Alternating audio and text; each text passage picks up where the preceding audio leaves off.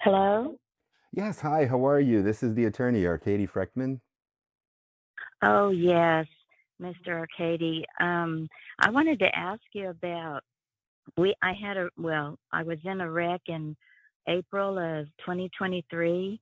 We were rear-ended we were on the expressway and the traffic had slowed down and we were veering into the right, the right lane and, a, a like a 350 Dodge Diesel that was pulling a load hit us like the middle of the back, and it just tore off the side of our truck.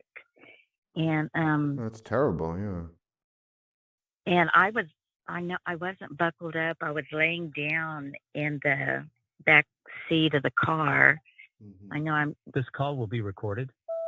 I know I'm not supposed to be, but we were on our way on a trip and I was just relaxing. Anyway, we had come to a stop and that's whenever he hit us. And So you guys came to a stop, right? So how long were you stopped before the actual impact or the crash? um I'm not really sure because I wasn't really paying Oh, attention, you but were we do. asleep, right. Well, how about the driver? Did the driver ever tell you how long he was stopped or she was stopped before the impact? Well, I'll tell you this, we had a camera in our car Oh, okay. and I've watched it and you can see that we stopped and then. For how long? Was it at least like 1 or 2 seconds or Oh, longer? yes, Oh, okay. probably So longer then than that. that means that you would get summary judgment, right? Because if you're stopped for any kind of what the law calls an appreciable period of time or a substantial period of time, even like 2 or 3 seconds, once you're stopped, any vehicle behind you has to also keep a safe distance and also stop. And he sees as you're braking, he sees your brake lights. The brake lights turn on as you're braking. So yeah, that vehicle was at fault, the Dodge carrying the load. And if he hit you really hard in the middle of the back of your car and you're stopped for like even 1 or 2 seconds, he's completely at fault. So now your lawyer has to file a motion for summary judgment. That should be granted. And then once What is summary judgment? so summary judgment just means that instead of going to trial and doing a liability trial and having you testify, having the driver of your car testify, having the defendant testify, right? Instead of all that, what they do is you file a motion and you submit affidavits or deposition transcripts. And then you also could submit the police report, photographs. You could submit the video showing the accident. And you just say, look, there's no issue of fact for a jury to decide. So why waste the jury's time? Why do a trial and have all these people testify and come to court, and waste the jury's time when it's so clear that there's no question of fact and it's indisputable that you are not at fault. You're stopped, in your lane, and this other truck is rear-ending you, a stopped vehicle. So, as a matter of law, they are at fault, and that's known as prima facie. Like prima facie, once you make the prima facie evidence that you're stopped, and then the other vehicle has a duty to see what there is to be seen, to slow down, not to hit you in the rear, so and not to follow too closely, right? So it's completely the other car's fault. So then, as a matter of law, now the other car is completely at fault, the Dodge, right? The truck. And then now the only question is, what is this all worth? What are your injuries and how much to. So then they will still do a trial, but it'll be what's known as a damages only trial because it'll only be as to your, let's say, pain and suffering, loss of enjoyment of life, future medical costs, lost wages if you were working, things like that, your damages. So that's how it works. Yeah. So yeah. Can I ask you another question though? Oh, What absolutely. about, will it be any problem since I wasn't buckled or we weren't completely in the other lane? We were in the process. We were about halfway in the other lane and the traffic stopped, so we were stopped. No, I don't think that'll matter because if you're changing lanes and all of a sudden the traffic stops and you have to stop, obviously to avoid hitting the car in front of you or the car, so that's fine. But if you're stopped, he's not supposed to hit you. So I think you should still get summary judgment. And the issue of the seatbelt, I mean, that could be an issue, but that doesn't go to liability. That goes more to damages, right? Because if you were wearing your seatbelt, they could make an argument that maybe you wouldn't have been as hurt as you were without your seatbelt. So that goes to damages, right? They could bring that up, but you could say, look, I was sleeping, I was laying down. It's really hard to sleep with a seatbelt on. So Okay. I don't really see that as a big deal, but it just depends on how that's dealt with during the trial, how you deal with that, how you frame it and everything. So. Why is it that like we got they only gave us like 18,000 for our truck, and that wasn't even enough to replace it, even with the same year or anything, and it wasn't brand new. Well, I mean, the insurance companies sometimes they don't give you full value for property damage. They give you, if it's a total loss, maybe they had some kind of blue book estimate that was on low end. So then if you're not happy with the amount, then what you could do is you could reject it. And then when you file your personal injury case, you could also file a lawsuit for the property damage. But if you already accepted it, now it's too late to go back and change it. Yeah, But we that's did. another We option. did because I asked him. I mean, I was pleading with them, sir, we can't get another car.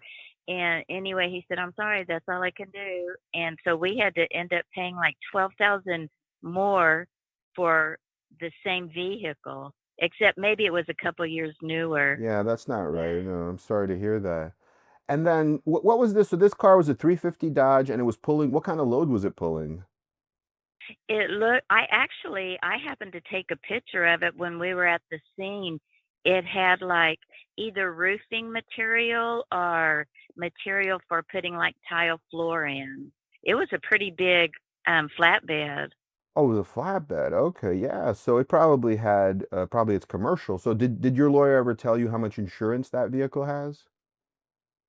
I asked them and they said, I think they said 1 million. I asked if they had any umbrella policies and they said no.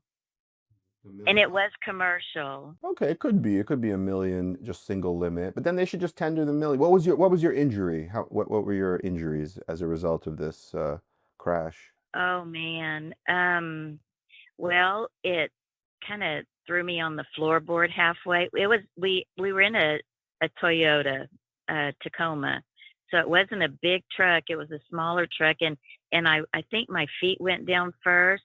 I hurt my ankle, and I had had a fracture there before, and it re-hurt it, and then my SL joint. I had to end up getting a fusion. That's like, yeah, the sacroiliac joint, the SI joint, right? You had a fusion there. Yeah, that's pretty serious. Yes, Oh, sir. that could be a big Yes, case. sir. And where's the case pending? Which county? It's which city and state?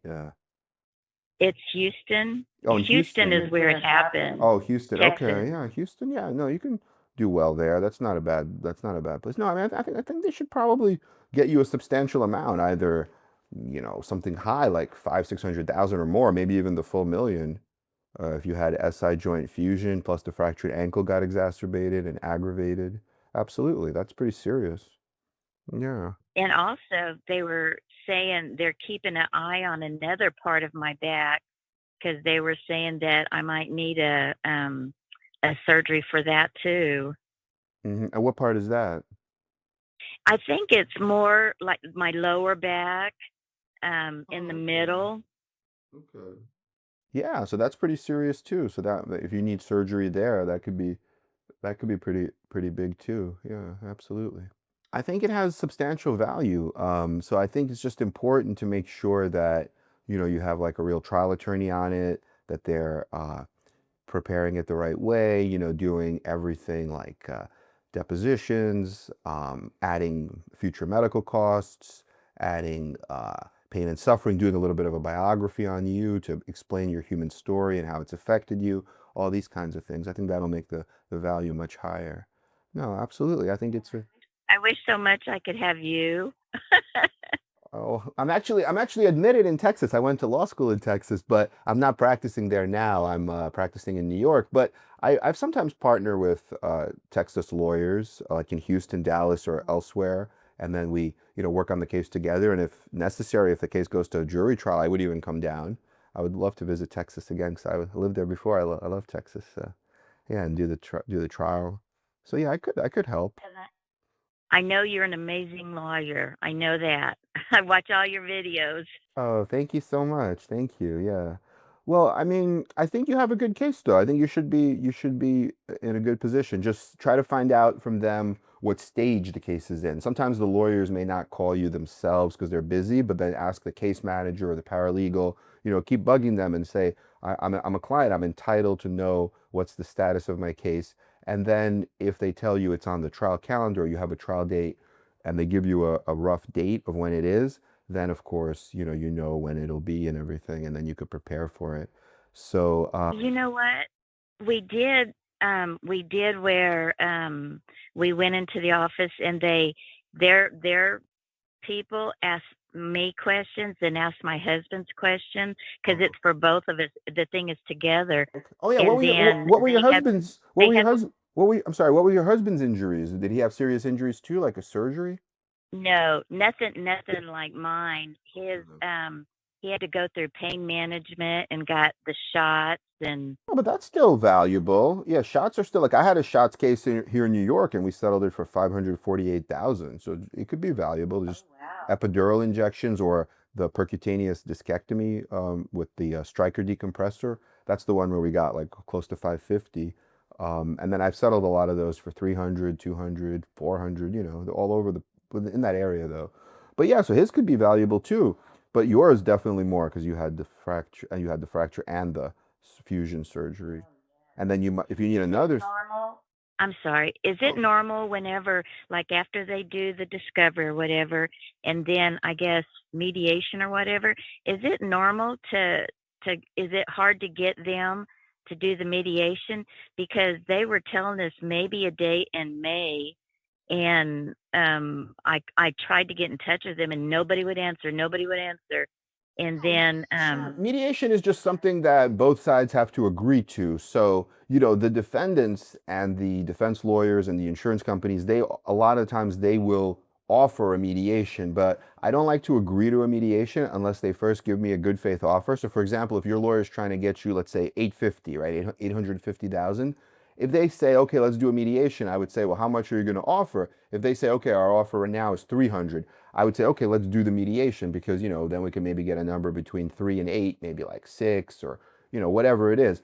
But if they don't even give you an offer, what they do is they call you and bring you to this mediation and then you're at 850 and then all they do is like kind of make fun of you and say 850 is so much, that's almost $1 million, are you crazy, this and that, and we're going to offer you 20,000. What's the point? And then you get a bill from the mediator for like $2,400 or whatever, and on top of that, so it's like pouring salt on an open wound. And they do it on purpose to breed like discontent between you and your lawyer, because then you're going to say, what, why is my lawyer bringing me here, what is this, right? And they do that on purpose. So I never agree to the mediation unless they first give me a good faith offer, meaning like a substantial offer that's kind of, in the ballpark of what I'm trying to get the case resolved for.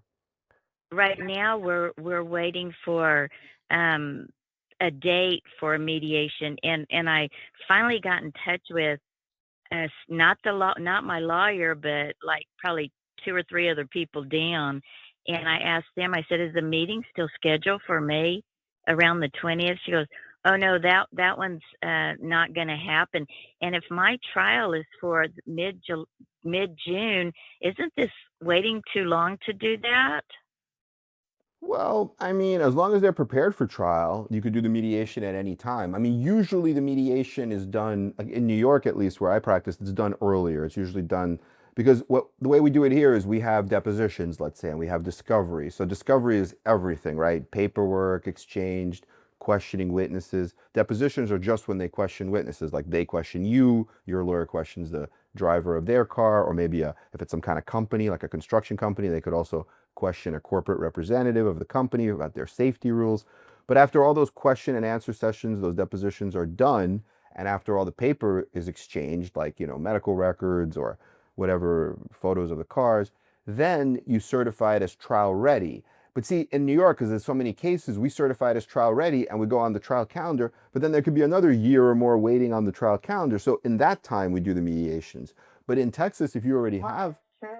yeah, We if you were already, told last summer that our trial date was so you also had like a year wait, right? So they could have done it then, because what do you're just waiting around for a year, nothing's happening. But I mean, if they, for whatever reason, if they delayed a little bit and they want to do it in May, let them do it. And then, but only if they are serious and are going to pay real, money.